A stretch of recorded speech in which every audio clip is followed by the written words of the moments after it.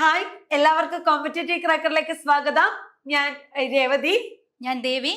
അപ്പൊ നമ്മൾ ഇന്ന് വന്നേക്കുന്നത് എന്തിനാ മിസ്സേ? നമുക്ക് മലയാളം സെറ്റ് പരീക്ഷയുടെ സിലബസ് ഉറപ്പായിട്ടും. കാരണം ഇനി വരാൻ പോകുന്ന സെറ്റ് പരീക്ഷയ്ക്ക് വേണ്ടി കാത്തിരിക്കുന്ന ഉദ്യോഗാർത്ഥികൾക്ക് എന്ത് പഠിക്കണം, എങ്ങനെ പഠിക്കണം എന്നൊന്നുള്ള വലിയ ധാരണ ഉണ്ടാവില്ല അല്ലെ. അപ്പൊ അവർക്ക് എന്ത് പഠിക്കണം എന്നുള്ളതൊക്കെ നമുക്കൊന്ന് ചെറുതായിട്ട് അവർക്ക് പറഞ്ഞു കൊടുക്കാം. അപ്പൊ സിലബസ് കാണുമ്പോ തന്നെ എല്ലാരും എന്ത് ചെയ്തിട്ടുണ്ടാവും? ഓൾറെഡി പേടിച്ചിട്ടുണ്ടാവും. കാരണം ഒരുപാട് പേജുകൾ അങ്ങനെ പരന്ന് കിടക്കാണ്. അതിൽ പക്ഷെ നമുക്ക് ആവശ്യമുള്ളത് എന്താണ്, എങ്ങനെ പഠിക്കാം എന്നുള്ള കാര്യങ്ങൾ നമുക്ക് നോക്കാം. അതോടൊപ്പം തന്നെ സെറ്റ് പരീക്ഷയുടെ ഒരു പ്രത്യേകത എന്താ മിസ്? ഇപ്പൊ പ്രത്യേകത എന്ന് പറഞ്ഞ കഴിഞ്ഞ 2-3 പരീക്ഷയായിട്ട് നമ്മൾ കാണുന്നതാണ് ഈ നിലവിൽ നിന്നൊരു സിസ്റ്റത്തിൽ നിന്ന് മാറിയിട്ടുള്ള ചില രീതികളാണ് അല്ലെ. അതുമല്ല, കുറച്ചുകൂടെ ഡെപ്തിൽ പഠിച്ചാൽ മാത്രം നെറ്റ് ഒക്കെ പഠിക്കുന്ന പോലെ ഡെപ്തിൽ പഠിക്കുന്ന കുട്ടികൾക്ക് നേടാൻ പറ്റുന്ന ഒരു പരീക്ഷ എന്നുള്ള റിപ്പീറ്റേഷൻ റിപ്പീറ്റേഷൻ കുറഞ്ഞു. ഇത് മാത്രമല്ല, നമ്മുടെ ചോദ്യങ്ങൾ മിസ് പറഞ്ഞതുപോലെ തന്നെ ഒരുപാട് ചോദ്യങ്ങൾ പ്രസ്താവന ചോദ്യങ്ങളാ. അപ്പൊ നമുക്ക് അവിടെ നിന്ന് ഇവിടെ നിന്നൊക്കെ കുറെ ഗൈഡും കാര്യങ്ങളൊക്കെ പഠിച്ചത് കൊണ്ട് നമുക്ക് ഒരിക്കലും സെറ്റ് ക്വാളിഫൈ ചെയ്യാൻ വേണ്ടി പറ്റില്ല. പ്രത്യേകിച്ച് മലയാളത്തിന്റെ കേസിൽ അതെങ്ങനെയാണ്, എന്താണ് അതിന്റെ ഭാഷാപരമായ പ്രത്യേകത, എഴുത്തുകാരെ കുറിച്ച്, കാലത്തെ കുറിച്ചൊക്കെ നമുക്ക് വളരെ ഡീറ്റെയിൽ ആയിട്ട് അറിയണം. ഇതിനു വേണ്ടി നമുക്ക് ആശ്രയിക്കാവുന്ന പുസ്തകങ്ങൾ ഏതൊക്കെ തന്നെയാ? സാഹിത്യ ചരിത്രങ്ങളെല്ലാം തന്നെ നമുക്ക് ആശ്രയിക്കാവുന്നതാണ്. അതുപോലെ തന്നെ എനിക്ക് തോന്നുന്നു ഈ സെറ്റ് പഠിക്കുമ്പോൾ പണ്ടത്തേനെക്കാട്ടി വ്യത്യസ്തമായിട്ട് ഇപ്പൊ കുറെ ഗ്യാപ്പ് വന്നവരുണ്ടാവും അല്ലെ. പല തലത്തിലുള്ളവരുണ്ടാവും. ചിലര് PG കഴിഞ്ഞിപ്പോ ഇറങ്ങിയിട്ടുള്ളവരായിരിക്കും, ചിലര് ഒരുപാട് ഗ്യാപ്പ് വന്നവരായിരിക്കും. അപ്പൊ പഠിച്ചു തുടങ്ങേണ്ട രീതികളിലും വ്യത്യാസം ഉണ്ടാവുമല്ലോ. അപ്പൊ സിലബസ് മനസ്സിലാക്കുകയാണ് ആദ്യം ചെയ്യേണ്ടത്. അതിനുശേഷം വേണം നമ്മൾ ഈ സാഹിത്യ ചരിത്രങ്ങൾ. നമ്മൾ എന്ത് പറയുമ്പോഴും നമുക്ക് പാസ് ആവാനുള്ള ഒരു സാധനം ശരിക്കും പറഞ്ഞാൽ നമ്മുടെ സിലബസിലുണ്ട്. ഇപ്പൊ ഏതൊരു പരീക്ഷയ്ക്ക് പോകുമ്പോൾ നമ്മൾ പറയും ആദ്യം നിങ്ങൾ സിലബസ് വായിച്ച് മനസ്സിലാക്കുക. ഇപ്പൊ സെറ്റിന്റെ നമ്മുടെ സിലബസ് എടുക്കുമ്പോ ആ സിലബസ് വായിച്ചാൽ തന്നെ ഇവർക്കുള്ള മാർക്ക് അതിനകത്തില്ലേ? ഉണ്ട്, തീർച്ചയായിട്ടും. സിലബസ് അതുകൊണ്ടാണ് നമ്മള് സിലബസ് പരിചയപ്പെടലാണ് ആദ്യത്തെ പാർട്ട് എന്ന് പറയുന്നത് അല്ലെ. 50% കഴിഞ്ഞു, പിന്നീട് പഠിച്ചു തുടങ്ങാന്നുള്ളതാണ്. അതായത് നമുക്ക് ഒരു ധാരണയില്ല. ഇപ്പൊ മിസ് പറഞ്ഞതുപോലെ തന്നെ ഒരുപാട് ഇയർ ഗ്യാപ്പ് ഒക്കെ വന്ന ആൾക്കാരുണ്ട്. അതുപോലെ തന്നെ നമ്മൾ ഡിഗ്രി കഴിഞ്ഞ് അല്ലെങ്കിൽ PG കഴിഞ്ഞ് BEdലേക്കൊക്കെ പോയി വരുമ്പോഴേക്ക് അത്യാവശ്യം സാഹിത്യം എന്നുള്ള ഒരു സാധനമൊക്കെ നമുക്ക് കുറെയൊക്കെ കുറയാനുള്ള സാധ്യത കൂടുതലാ. ഇങ്ങനെ വരുമ്പോ നമുക്ക് ഒരുപാട് പരത്തി പഠിക്കുന്നതിന് പകരം എന്ത് പഠിക്കണം, എവിടെ നിന്ന് തുടങ്ങണം എന്നുള്ള സാധനങ്ങളൊക്കെ നമ്മുടെ സിലബസിലുണ്ട് അല്ലെ. ഇപ്പൊ കവിതയാണെങ്കിൽ ആ കവിത നമുക്ക് ഫസ്റ്റ് മൊഡ്യൂളിലേക്ക് ഒന്ന് പോയാലോ? അപ്പൊ ഫസ്റ്റ് നമുക്ക് നോക്കാം. ഇതില് യൂണിറ്റ് 1 കൊടുത്തേക്കുന്നത് തന്നെ കവിതയാണ്. ഈ കവിതയുടെ ഒരു സ്ട്രക്ചർ തന്നെ നോക്കിക്കേ മിസ്സേ. അതെ, ഞാൻ നേരത്തെ മിസ്സും പറഞ്ഞ പോലെ തന്നെ ഈ ഒരു സാഹിത്യം നമ്മൾ PG വരെയൊക്കെ പഠിക്കുന്ന സമയത്ത് നമുക്ക് ഒരു കാലഗണന മനസ്സിലുണ്ടാവും അല്ലെ. കാലക്രമം എന്താണ്, പാഠപ്രസ്ഥാനം, അതിന്റെ കാലഗണന എന്താണ്, അതിലെ കൃതികൾ ഏതാണ്. മണിപ്രവാളത്തിൽ ഈ പറയുന്ന പോലെ ആദ്യകാല ചമ്പുക്കളുണ്ട്, മധ്യകാലമുണ്ട്. പക്ഷെ പിന്നീട് കുറെ ഗ്യാപ്പ് വരുമ്പോ സംഭവിക്കുന്ന എന്താ, നമുക്ക് ആ കൂടുതൽ കൺഫ്യൂഷൻ. ഏതാണ് പാട്ട്, ഏതാണ് മണിപ്രവാളം. ഇനി കാലങ്ങളാണെങ്കിലും അതിലൊക്കെ കൺഫ്യൂഷൻ. അപ്പൊ എനിക്ക് തോന്നുന്നു സിലബസിൽ ഈ പറഞ്ഞ പോലെ ഇപ്പൊ മോഡ്യൂൾ 1 മോഡ്യൂൾ 2 എന്നുള്ള രീതിയിൽ ആദ്യത്തെ യൂണിറ്റ് നോക്കുകയാണെങ്കിൽ തന്നെ അത് കാലഗണന. അതെ, കാരണം എങ്ങനെയാണ് മലയാള സാഹിത്യം എന്ന് പറഞ്ഞാൽ പെട്ടെന്ന് ഒരു ദിവസം പൊട്ടിമുളച്ച് വന്നതൊന്നല്ല.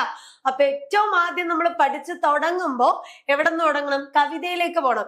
കവിത പഠിക്കണമെങ്കിൽ നമ്മൾ ഏറ്റവും ആദ്യം എത്തുന്നത് എവിടെ തന്നെയാണ്? ഇവിടെ പാഠ്യസാഹിത്യത്തിൽ നിന്ന് തന്നെയാണ് അല്ലെ.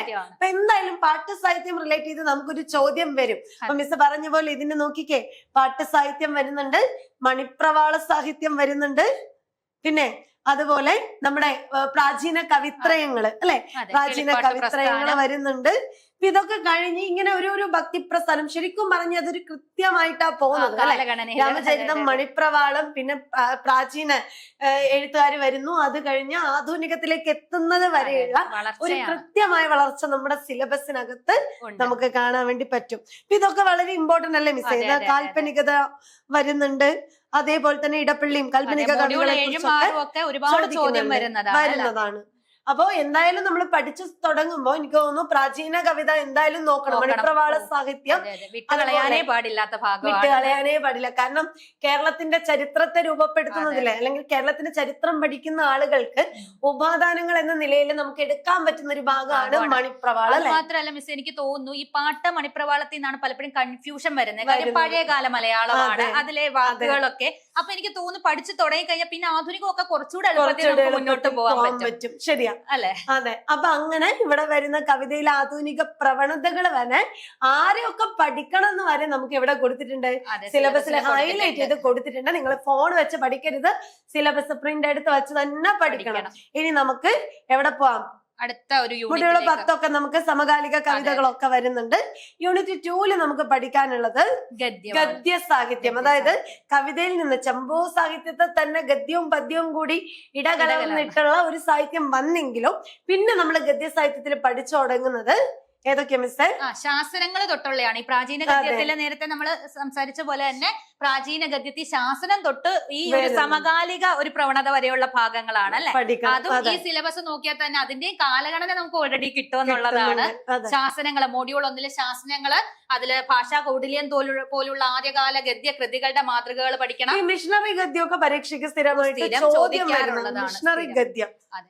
അതുപോലെ തന്നെ ശാസനങ്ങൾ നമ്മൾ ഇവിടെയും പഠിക്കുന്നുണ്ട്, കേരള ചരിത്രത്തിന്റെ ഭാഗത്തും. പക്ഷെ ഭയങ്കര ഇമ്പോർട്ടന്റ് ആണ്, രണ്ടിനും ചോദ്യം വരും. അതുപോലെ മോഡ്യൂൾ 2 ഈ ജീവചരിത്ര, ആത്മകഥ, സഞ്ചാര സാഹിത്യം പോലുള്ള മലയാളത്തിലെ വൈജ്ഞാനിക, അതിന്നും കുറെ ചോദ്യങ്ങൾ ആത്മകഥകളിൽ നിന്ന്. എനിക്ക് തോന്നുന്നു കഴിഞ്ഞ സെറ്റ് പരീക്ഷയുടെ ചോദ്യപേപ്പർ നോക്കുന്ന സമയത്ത് പൊതുവെ നമ്മൾ കണ്ടുവരുന്നത് ജീവചരിത്രവും ആത്മകഥയൊക്കെ ആയിരുന്നു ചോദിച്ചത്. പക്ഷെ കഴിഞ്ഞ പരീക്ഷയ്ക്ക് ചോദിച്ചത് കൂടുതലും വൈജ്ഞാനിക സാഹിത്യം, സഞ്ചാര സാഹിത്യം, ബാലസാഹിത്യം, ഈ 3 മേഖലകളാണ് സെറ്റ് പരീക്ഷയ്ക്ക് കൂടുതൽ ചോദ്യങ്ങള് നമ്മൾ കണ്ടത്. അപ്പൊ നിസ്സാരമാക്കി കളയണ്ട, ആ ഭാഗങ്ങൾ പഠിച്ചേക്കണം. പൊതുവെ പലപ്പോഴും നമ്മള് ഗദ്യം പദ്യം പഠിക്കുമ്പോ അധികം പ്രാധാന്യം കൊടുക്കാത്ത ഏരിയ, പക്ഷേ ഏരിയ എന്നൊക്കെ ചോദ്യം നമ്മൾ ചെറുകഥ, നോവൽ ആ ഒരു രീതിയിൽ പോകുമ്പോ വൈജ്ഞാനികം വൈജ്ഞാനികം എന്നുള്ള രീതിയിൽ പഠിക്കാറുണ്ട്. പക്ഷെ അത് ഉറപ്പായിട്ട് നിങ്ങൾ പഠിച്ചിട്ടുണ്ടാവണം. ഇനി നമ്മള് അടുത്തതിലേക്ക് പോവുകയാണെങ്കിൽ ഏറ്റവും ഇമ്പോർട്ടന്റ് ആണ് നോവല്. അതൊരു വലിയ ഒരു വിശാലമായി പരന്നു കിടക്കുന്ന ഒരു കടലാണ്. അപ്പൊ എല്ലാവരും ഈ പഠിക്കുന്ന സമയത്ത് ചോദിക്കാറുണ്ട്, മിസ്സേ നോവൽ അല്ലേ ഇത്, മിസ്സേ എവിടെ നിന്ന് തുടങ്ങണം, എവിടെ പഠിക്കണം, ഇത് എവിടെ നിർത്തണം, ഇത് മുഴുവൻ നമുക്ക് പഠിക്കാൻ പറ്റുമോ? പക്ഷെ നിങ്ങൾക്ക് പഠിക്കാനുള്ള സമയമുണ്ട് അല്ലെ. ഇപ്പൊ തന്നെ നിങ്ങൾ പഠിച്ചു തുടങ്ങാം. നിങ്ങൾക്ക് പഠിക്കാൻ വേണ്ടിയിട്ടുള്ള ഒരു വഴികാട്ടിയായിട്ട് ആരുണ്ട്? നമ്മുടെ സിലബസും ഉണ്ട്, സിസിയും ഉണ്ട്, ഞങ്ങളും ഒക്കെ അല്ലെ. എല്ലാത്തിനും സപ്പോർട്ടായിട്ട് നിങ്ങൾക്ക് എന്ത് സംശയം ഉണ്ടെങ്കിലും ചോദിക്കാൻ ഞങ്ങൾ ഇവിടെ. നോവലൊക്കെ പഠിക്കുന്ന സമയത്ത് മലയാളത്തിലെ ഏറ്റവും ആദ്യത്തെ നോവലായിട്ടുള്ള കുന്തലത മുതൽ നമുക്ക് എന്ത് ചെയ്യാനുണ്ട്?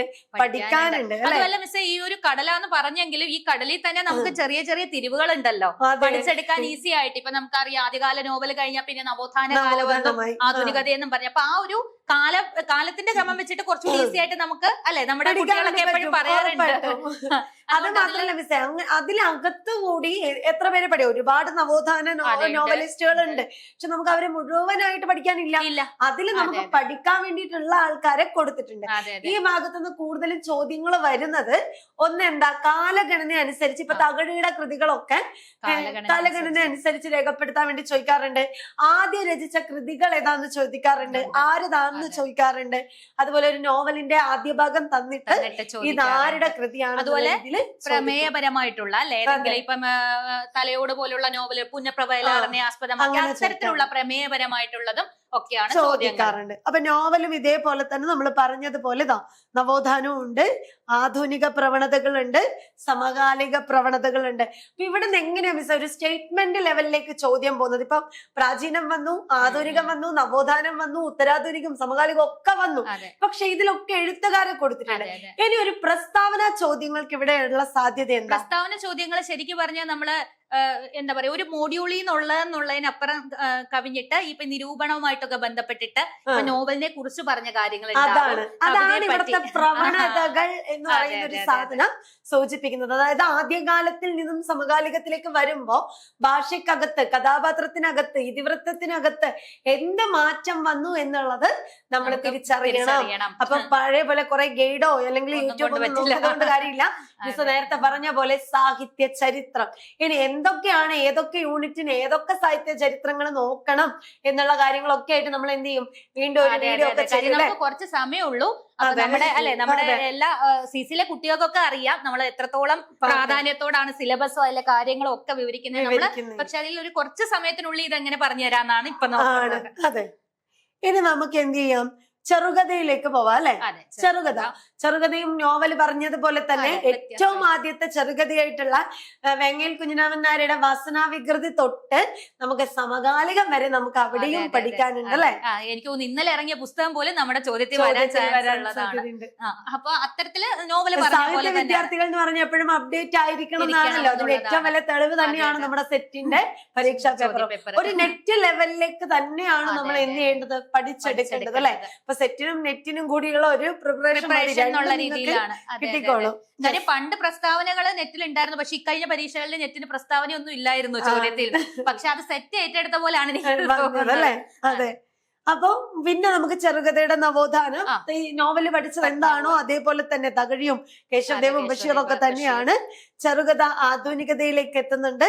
പിന്നെ അതേപോലെ നമുക്ക് വരുന്ന ഭാഗമാണ് ഉത്തരാധുനികത, അല്ലെ? സമകാലിക ചെറുകഥകളുടെ പ്രത്യേകതകൾ. അപ്പൊ നിങ്ങൾ പഠിക്കുമ്പോ ഇതിലുള്ള ആളുകളെ മാത്രമല്ല ഇവരുടെ കൃതികളുടെ പൊതുവായ സവിശേഷതകള് കൂടി നിങ്ങൾ എന്ത് ചെയ്യാം, ഓർത്ത് വെക്കാം, അല്ലെ? പിന്നെ അതുപോലെ അവാർഡുകളും പ്രധാനമാണ്. അതെ, വയലാർ അവാർഡ് പോലുള്ള അവാർഡുകൾ കിട്ടിയ പ്രത്യേകത, കേന്ദ്ര സാഹിത്യ അക്കാദമി അവാർഡും കേരള സാഹിത്യ അക്കാദമി അവാർഡും ഒക്കെ പരീക്ഷയ്ക്ക് നമ്മൾ സ്ഥിരമായിട്ട് കാണാറുണ്ട്. അപ്പൊ അതുകൂടെ ഒന്ന് ഓർത്തിരിക്കുക. അടുത്തത് യൂണിറ്റ് 3 ആണ് മിസ്സേ. യൂണിറ്റ് 3 ദൃശ്യകലാ സാഹിത്യ പഠനം, അല്ലെ? അതിൽ നിന്ന് എനിക്ക് തോന്നുന്നു ഒരുപാട് ചോദ്യങ്ങൾ വരാറുണ്ട് ഒരു മേഖലയാണ് മിസ്. ഡാനിയൽ പുരസ്കാരം എല്ലാ ചോദ്യങ്ങൾക്കും നമ്മൾ കാണുന്ന ഒരു സാധനമാണ് JC ഡാനിയൽ പുരസ്കാരം. അതും 2006 കിട്ടിയതൊക്കെയാണ് നമ്മുടെ പരീക്ഷയ്ക്ക് ചോദിച്ചേക്കുന്നത്. നിങ്ങൾ ക്വസ്റ്റ്യൻ പേപ്പർ നോക്കിയാൽ മനസ്സിലാവും.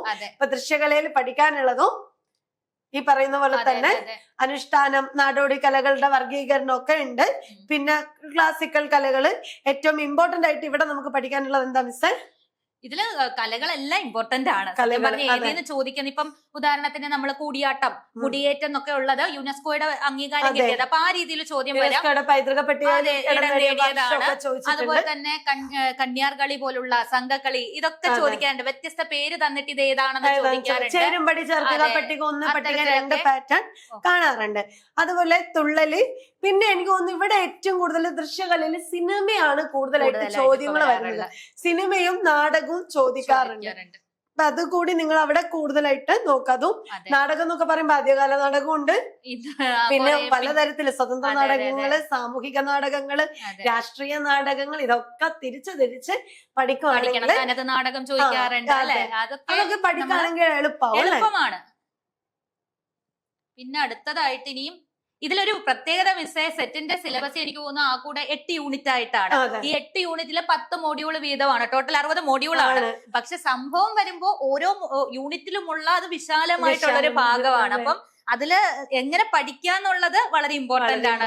പാർട്ടായിട്ട് തിരിക്കുക എന്നുള്ളത് ശരിയാ. കാരണം ഒരു ദിവസം ഒരു സിലബസ് എടുത്തു വെച്ച് നമ്മൾ ഇന്ന് മുതൽ ഞാൻ പഠിക്കാൻ വേണ്ടി തുടങ്ങാണ് അങ്ങനെ പറഞ്ഞ ഇത് നമുക്ക് പഠിക്കാൻ പറ്റില്ല. മറിച്ച് ഒരു നോവൽ ഒരു ദിവസം കൊണ്ട് പഠിച്ചു തീർക്കാനും പറ്റില്ല. അപ്പൊ ആദ്യകാലം ഇപ്പൊ നിങ്ങളുടെ മുമ്പിൽ സമയമുണ്ട്. സിലബസ് കണ്ട് പേടിക്കേണ്ട കാര്യമൊന്നുമില്ല. ഇപ്പൊ ഉള്ള സമയത്തെ നിങ്ങൾ കൃത്യമായിട്ട് വിനിയോഗിക്കുകയാണെങ്കിൽ നിങ്ങൾക്ക് ഉറപ്പായിട്ടും എന്ത് ചെയ്യാൻ പറ്റും, സെറ്റ് നേടിയെടുക്കാൻ പറ്റുന്നതേ ഉള്ളൂ. ഇനി മിസ്സേ അടുത്തത് യൂണിറ്റ് 4 ആണ് അല്ലെ? സംസ്കാര പഠനം വളരെ ഇമ്പോർട്ടന്റ് ആയിട്ടുള്ള ഒരു ഭാഗമാണ് സംസ്കാര പഠനം അല്ലെ?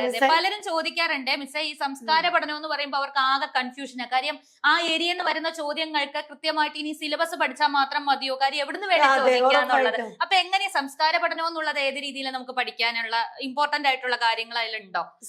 സംസ്കാര പഠനമൊക്കെ നമുക്ക് കൂടുതലും ചോദ്യങ്ങൾ വരുന്നത് എനിക്ക് തോന്നുന്നു. സംസ്കാര പഠനത്തിന്റെ ഭാഗം നോക്കുമ്പോൾ ഏറ്റവും കൂടുതൽ ക്വസ്റ്റ്യൻ വരുന്നത് സംഘകാലമാണ്. PSCയുടെ സംഘകാലം, തിണസങ്കല്പം, അതൊക്കെ ചേരുംപടി ചേർക്കാൻ വേണ്ടിയിട്ടൊക്കെ പരീക്ഷയ്ക്ക് കണ്ടിട്ടുണ്ട്. അതുപോലെ അവരുടെ ചില ആചാരങ്ങൾ, ഇപ്പൊ കളവ്, കറുപ്പ്, ഈ സാധനങ്ങളൊക്കെ എടുത്തു വെച്ചിട്ട് മഞ്ചം, ഇതൊക്കെ ഞാൻ ചോദ്യപേപ്പറിൽ കണ്ടിട്ടുണ്ട്. ഈ സാധനങ്ങളൊക്കെ സ്ഥിരമായിട്ട് വരുന്നതാ. ഇതുകൊണ്ട് അർത്ഥമാക്കുന്നത് എന്താണ്? ഇപ്പൊ ചെറിയ ചെറിയ പദങ്ങൾ വരെ നമുക്ക് എന്ത് ചെയ്യുന്നുണ്ട്, പരീക്ഷയ്ക്ക് മാർക്ക് കിട്ടുന്നത്. അതുപോലെ ഞാൻ കണ്ടിട്ടുണ്ട് ഐന്തിണ സങ്കല്പത്തില് ഓരോ അധിവസിക്കുന്ന ആളുകളുടെ പേരില്ലേ. പണ്ടാണെങ്കിൽ നമുക്ക് 2-3 പേരെ ഇങ്ങനെ ഓർത്ത് വെച്ചാൽ പക്ഷെ ഡീപ്പായിട്ട് അതിൽ നിന്ന് ചോദ്യം വരാറുണ്ട്. കാരണം മലയാള സാഹിത്യത്തിലെ സംഘകാലം എന്ന് പറയുന്നത് വലിയൊരു വളർച്ചയിൽ വലിയൊരു പങ്ക് വഹിച്ചിട്ടുണ്ടല്ലോ. അതുകൊണ്ടാണ് അത്രയും ചോദ്യങ്ങൾ കാണാൻ പറ്റുന്നത്. ഇനി നമുക്ക് യൂണിറ്റ് 5ലേക്ക് പോകാം. പിന്നെ ഈ സംസ്കാര പഠനത്തില് ഡച്ചുകാര്, പോർച്ചുഗീസുകാരുടെ സംഭാവനകളും മിഷണറിമാര്, അച്ചടി, ഇതൊക്കെ നമുക്ക് അവിടെ പഠിച്ചെടുക്കേണ്ട കാര്യങ്ങളാണ്. അതുപോലെ തന്നെ കേരളത്തിലെ പ്രധാനപ്പെട്ട സാംസ്കാരിക പ്രസ്ഥാനങ്ങൾ അല്ലെ, അതിനെ കുറിച്ചൊക്കെയുള്ള കാര്യങ്ങൾ നമുക്ക് പഠിക്കാനുണ്ട്. ഇനി നമ്മുടെ വളരെ ഇമ്പോർട്ടന്റ് ആയിട്ടുള്ള സാഹിത്യ സിദ്ധാന്തം, മലയാള വിമർശനം അല്ലെ? മലയാള വിമർശനം ഒക്കെ പഠിക്കുന്ന സമയത്ത് കുട്ടികളെ സ്ഥിരമായിട്ട് ചോദിക്കാറുണ്ട്, പാശ്ചാത്യ സാഹിത്യമുണ്ട്, പൗരസ്ത്യമുണ്ട്, മലയാളത്തിന്റെ നിരൂപണമുണ്ട്. ഇതൊക്കെ കൂടി എങ്ങനെയാ മിസ്സേ പഠിക്കുന്നേ, ഇതിന് നമുക്ക് എങ്ങനെ ഇത് പഠിച്ചെടുക്കാം? ഇതെന്താന്ന് വെച്ചാൽ എനിക്ക് തോന്നുന്നത് നെറ്റിന്റെ സിലബസ് ഒക്കെ പരിചയപ്പെടുമ്പോഴും നെറ്റില് 10 യൂണിറ്റ് ആയിട്ടാണ്. ഇതിൽ പൗരസ്ത്യം സെപ്പറേറ്റ് ആണ്, പാശ്ചാത്യം സെപ്പറേറ്റ് ആണ്, മലയാള നിരൂപണം സെപ്പറേറ്റ് ആണ്. പക്ഷെ സെറ്റിനെ സംബന്ധിച്ചിടത്തോളം ഇതെല്ലാം ഒരു യൂണിറ്റിലാണെങ്കിലും എല്ലാം പഠിക്കാനുള്ളതാണ്. നമ്മൾ നോക്കുമ്പോ മലയാള വിമർശനമാണ്.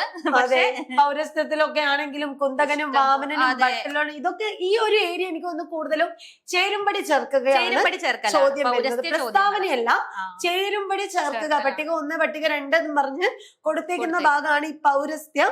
അതുപോലെ പാശ്ചാത്യ ഭാഗം, അതില് മലയാള നിരൂപണത്തില് മാറ്റമുണ്ട് അല്ലെ. അതുപോലെ പാശ്ചാത്യത്തിൽ നിന്നും എനിക്ക് തോന്നുന്നു ഈ അടുത്തായിട്ട് നമ്മള് എപ്പോഴും കേൾക്കുന്ന അല്ലാത്ത ചില ഇതിന്റെ ആളുകള് ഇപ്പൊ നമുക്ക് സ്ഥിരം ഇപ്പൊ നമ്മൾ ദെറീദയെ പ്രതീക്ഷിക്കും, ഫൂക്കോയെ പ്രതീക്ഷിക്കും, പക്ഷെ അതൊന്നും അല്ലാത്ത കുറച്ച് പേര് ഇവിടെ ചോദിക്കുന്നുണ്ട്. ഇതൊക്കെ ഒരു നമ്മൾ PYQs പരിശോധിച്ച് അതിന്റെ മാറ്റം മനസ്സിലാക്കാവുന്ന ഏരിയാസ് ആണ്. ഉറപ്പായിട്ടും. പിന്നെ നമ്മള് നോക്കുവാണെങ്കിൽ അവിടെ പൗരസ്ത്യത്ത് തന്നെ വരുന്ന അലങ്കാരം, വൃത്തം തിരിക്ക, ഗുരുവും ലഘുവും ഒക്കെ തിരിച്ച് കണ്ടുപിടിക്കണം. പിന്നെ അവിടുത്തെ പഴയ ദ്രാവിഡത്തിലുള്ള ഓരോ വ്യാകരണ ഗ്രന്ഥങ്ങളൊക്കെ അവിടെ വരുന്നുണ്ട്. പാശ്ചാത്യത്തിൽ പിന്നെ നമ്മുടെ അരിസ്റ്റോട്ടില്, പ്ലേറ്റോ, ലോങ്ങിനസ്, കോളറിഡ്സ് എന്നൊക്കെ ആണെങ്കിലും ഇവരൊക്കെ വളരെ ഡീപ്പായിട്ട് തന്നെ ചോദ്യങ്ങൾ വരുന്നുണ്ട്. ടോൾസ്റ്റോയും ഒക്കെ ഇവിടെ ഇരിപ്പുണ്ട് അല്ലെ. ഇനി നമ്മള് യൂണിറ്റ് നമ്മുടെ മലയാള നിരൂപണത്തിലേക്ക് പോവാണെങ്കിൽ അവിടെയോ നമ്മുടെ നിരൂപണ ചതുഷ്പയം എന്ന് പറയുന്ന എല്ലാരും, കേസരി ആണേലും അതുപോലെ കുട്ടികൃഷ്ണമാരും MP പോളും ഒക്കെ തന്നെ, ജോസഫ് മുണ്ടശ്ശേരി ഒക്കെ നമ്മൾ എന്ത് ചെയ്യണം, വളരെ ഇമ്പോർട്ടന്റ് കൊടുത്ത് തന്നെ പഠിച്ചു പോകേണ്ടതാണ്. ഒരു വിട്ടുവീഴ്ച ഇല്ലാത്ത പുതിയ ആളുകളെയും പഠിക്കണം അല്ലെ.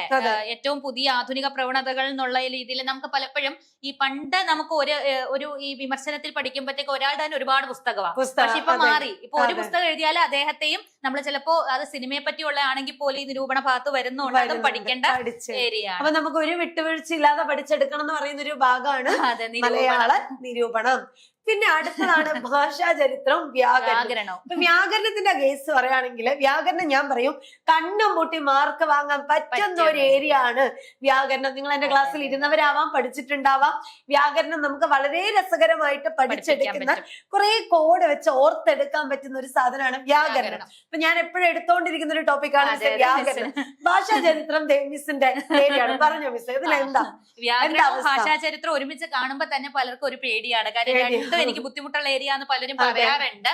പക്ഷെ ഈ മിസ് പറഞ്ഞ പോലെ വ്യാകരണവും ഭാഷാശാസ്ത്രവും പിന്നെ ഭാഷാ ചരിത്രം എന്ന് പറഞ്ഞ ഒരു ഗുണം എനിക്ക് തോന്നിയിട്ടുള്ളത് അതിലൊരു ലിമിറ്റഡ് ഏരിയ ആണ്. ഇപ്പൊ ചെറുകഥ നോവലിലാണെങ്കിൽ ചോദ്യങ്ങൾ വരാം. പക്ഷെ ഒരു സന്ധി എന്നൊരു ചോദ്യം വന്നാൽ നമുക്കത് കണ്ടുപിടിക്കാനുള്ള ഒരു എളുപ്പ വഴി അവിടെ ഉണ്ട്. അത് ഒരു ചോദ്യം നമ്മൾ മാത്സ് ഒക്കെ പറയുന്ന പോലെ ഉത്തരം എന്താ, 1 അത്രേ ഉള്ളൂ. പക്ഷെ ബാക്കിയുള്ളതൊക്കെ നമ്മളിങ്ങനെ പരന്ന് സഞ്ചരിക്കേണ്ടി വരും. പിന്നെ ഭാഷാ ചരിത്രം ആണെങ്കിലും നിങ്ങൾ അതിനെ എങ്ങനെ മനസ്സിലാക്കുന്നു എന്നുള്ളതാണ് അല്ലെ. മിസ് പുതിയതിനെക്കാട്ടി പഴയ കുറെ വാദങ്ങളുണ്ട്, അതുപോലെ തന്നെ കുറെ അഭിപ്രായങ്ങളുണ്ട്. അത് പഠിച്ചു കഴിഞ്ഞാൽ അത് കംപ്ലീറ്റ് ആയി ശരിക്കും പറഞ്ഞാൽ. അതിന് പ്രധാനമായിട്ട് ഇതും ചേരുംപടി ചേർക്കാന്നുള്ള ഭാഗത്തുനിന്നാണ്. ഇപ്പൊ എന്താ സംസ്കൃത ജന്യവാദം, ഉപശാഖാവാദം, മിശ്രഭാഷാവാദം ഇതൊക്കെ തന്നെയാണ് സ്ഥിരമായിട്ട് ചോദിക്കുന്ന സാധനം. പിന്നെ നമ്മൾ ഈ കക്ഷ്യ വിഭജനം എന്നൊക്കെ പറയുമ്പോൾ നമ്മൾ പേടിക്കേണ്ട കാര്യമൊന്നുമില്ല അല്ലെ. ഒരു മനുഷ്യന്റെ വളർച്ച എങ്ങനെയാണോ നടക്കുന്നത് അതേ പാറ്റേണിൽ നിങ്ങളൊന്ന് ഭാഷയെ കുറിച്ചൊന്ന് ചിന്തിച്ചാല് നമുക്ക് ഈസി ആയിട്ട് പഠിച്ചെടുക്കാൻ പറ്റും. റിപ്പീറ്റ് ചെയ്യുന്ന ഭാഷാ ഗോത്രങ്ങളെ പറ്റി ചോദിക്കാറുണ്ട്. പക്ഷെ ഇതൊക്കെ എന്ന് പറയുന്നതും നമുക്ക് 1-2 ക്ലാസ് കൊണ്ട് തന്നെ അല്ലെ. പക്ഷെ ഭാഷാശാസ്ത്രം, ഭാഷാ ചരിത്രം, വ്യാകരണം എന്നൊക്കെ കേൾക്കുമ്പോ പേടിക്കേണ്ട കാര്യമൊന്നുമില്ല. സിമ്പിൾ ആണ്. ചോദ്യങ്ങൾ ഇങ്ങനെ പരന്നൊന്നും വരില്ല. നിങ്ങൾക്ക് മാർക്കിന്നാ പിടിച്ചോ എന്ന് പറയുന്ന ഒരു ഭാഗമാണ് ഇത്. ഇനി നമുക്ക് തൊട്ടടുത്തേക്ക് പോയാലോ മിസ്സേ. അടുത്ത യൂണിറ്റ് ആണ് ഭാഷാശാസ്ത്രം, വ്യാകരണം കഴിഞ്ഞ പിന്നെ നമുക്ക് വരുന്നതാണ് ഏതാ, മലയാള വ്യാകരണം നമ്മൾ പറഞ്ഞിട്ടുണ്ട്. ഇത് കംപ്ലീറ്റ് ആയില്ലേ? 6ാമത്തെ യൂണിറ്റ് ആണ് നമ്മളിപ്പോ പറഞ്ഞത്. അതിലെല്ലാം വരുന്നുണ്ട്. ഭാഷയുടെ ക്രിയാനാമം ഏറ്റവും ബേസ് ആയിട്ടുള്ള വ്യാകരണം തൊട്ട് നമ്മൾ പഠിച്ചു പോകുന്നു. അപ്പൊ ഇതൊക്കെയാണ് മലയാള ഭാഷയുടെ ഉൽപ്പത്തി. പിന്നെ അതില് കേരള പാണിനീയവും ലീലാതിലകവും അതിൽ തന്നെ കമ്പയർ ചെയ്തിട്ട് സൂത്രങ്ങൾ, ഇപ്പൊ ലീലാതിലകത്തില് കേരള പാണിയത്തിന്റെ കാരികയെ സൂചിപ്പിക്കുന്ന സൂത്രം അതൊക്കെ കഴിഞ്ഞ പ്രാവശ്യമൊക്കെ റിപ്പീറ്റ് ചെയ്ത് വരുന്നത്. അതും ശരിക്കും പറഞ്ഞാൽ കുറച്ചെന്നെ ഉള്ളൂ. അതങ്ങ് പഠിച്ചാ മാർക്ക് ഉറപ്പായിട്ട് പറഞ്ഞിട്ടുണ്ടല്ലോ മിസ്. ഈ സിലബസിന്റെ ഒരു വലിപ്പം കണ്ടു കഴിഞ്ഞിട്ട് ഇത്രയും പഠിക്കാനുണ്ടോ എന്ന് ചോദിക്കുന്നതിന് പകരം ഇത്രേ പഠിക്കാനുള്ളൂ. ആ പഠിക്കാനുള്ള സാധനം പരീക്ഷയുടെ തലേന്നോ 2 ദിവസം മുന്നേ അല്ല നോക്കേണ്ടത്. ഇപ്പൊ അടുത്ത ഇനി വരാൻ പോകുന്ന സെറ്റാണ് നമ്മുടെ ടാർഗറ്റ് എങ്കിൽ നിങ്ങൾ ഇപ്പൊ പഠിച്ചു തുടങ്ങണം. അതിന്റെ ഓരോ ഭാഗവും എടുത്ത് സാഹിത്യ ചരിത്രത്തെ മുൻനിർത്തി PYQകൾ ചെയ്ത് നോക്കി മോക്ക് ടെസ്റ്റുകൾ അറ്റൻഡ് ചെയ്ത് തന്നെ നിങ്ങൾ പഠിച്ചാലേ നമുക്ക് സെറ്റ് ക്രാക്ക് ചെയ്യാൻ പറ്റുള്ളൂ. അപ്പൊ വലിയ ബുദ്ധിമുട്ടൊന്നും ഇല്ല. ചോദ്യങ്ങൾ മാറുന്നുണ്ട്. ആ ചോദ്യം മാറുന്ന എന്തുകൊണ്ടാ? നമ്മള് വേണ്ട വിധത്തിൽ നടത്താത്തതുകൊണ്ടാ. അതുപോലെ ഒരു കാര്യം കൂടെ ഉണ്ട് മിസ്സേ, എനിക്ക് തോന്നുന്നു ഇപ്പൊ പല കുട്ടികളും PG ഒക്കെ ചെയ്തുകൊണ്ടിരിക്കുന്നവരും ഒക്കെ ഉണ്ട്. അപ്പൊ അവരെപ്പോഴും ചോദിക്കുമ്പോ ഞാൻ പറയാറുള്ളതാണ്, ഇപ്പൊ നമ്മള് സെറ്റ് കാര്യമായിട്ട് സെറ്റിന് തന്നെ പഠിച്ച സെറ്റും കിട്ടും, കൂടെ നമുക്ക് നെറ്റ് പോലുള്ള മോഹങ്ങൾ ഉണ്ടെങ്കിൽ അതും കിട്ടും. ഒരു PG കഴിഞ്ഞ ഉദ്യോഗാർത്ഥികളെ സംബന്ധിച്ചിടത്തോളം ഉറപ്പായിട്ട് നമുക്ക് വേണ്ടുന്ന രണ്ടെണ്ണമാണ് സെറ്റും നെറ്റും. അപ്പൊ അതിനുള്ള പഠനം ഒറ്റ പഠനത്തിൽ തന്നെ നമുക്ക് സാധിച്ചെടുക്കും എന്നുള്ളതാണ് ഇതിന്റെ ഒരു പ്രത്യേകത അല്ലെ. കാരണം പരീക്ഷയൊക്കെ കടുക്കാണ്, നിങ്ങൾ എല്ലാവരും അറിയുന്നുണ്ടാവും. അധ്യാപകരുടെ നിയമനമൊക്കെ നടക്കാത്ത കുറെ ഇഷ്യൂകൾ നടക്കുന്നുണ്ട്. അതുപോലെ കേട്ടറ്റും സെറ്റും നെറ്റും ഒന്നും ഇല്ലാത്തതുകൊണ്ട് അധ്യാപകർക്ക് സ്കൂളിലും കോളേജിലും ഒന്നും പോകാൻ പറ്റാത്ത അവസ്ഥയാണ്. ഇപ്പൊ BEd കഴിഞ്ഞിട്ടുണ്ടെങ്കിൽ PG കഴിഞ്ഞിട്ടുണ്ടെങ്കിൽ നമ്മളെ സേഫ് ആക്കാൻ വേണ്ടി പ്രത്യേകം ശ്രദ്ധിക്കാം. ഇപ്പൊ CCയിൽ ഇവിടെ ഒരു സെറ്റിന്റെ ബാച്ച് സ്റ്റാർട്ട് ചെയ്തിട്ടുണ്ട്. അപ്പൊ നമുക്ക് ഇതുവരെയുള്ള എല്ലാ ചോദ്യപേപ്പറേയും വിശകലനം ചെയ്തുകൊണ്ട് വളരെ ഇമ്പോർട്ടന്റ് ആയിട്ടുള്ള ഭാഗങ്ങളും നിങ്ങളുടെ ബുദ്ധിമുട്ടുകളെ അറിഞ്ഞ് നമുക്ക് ഒന്നിച്ച് പഠിച്ചു തുടങ്ങാം.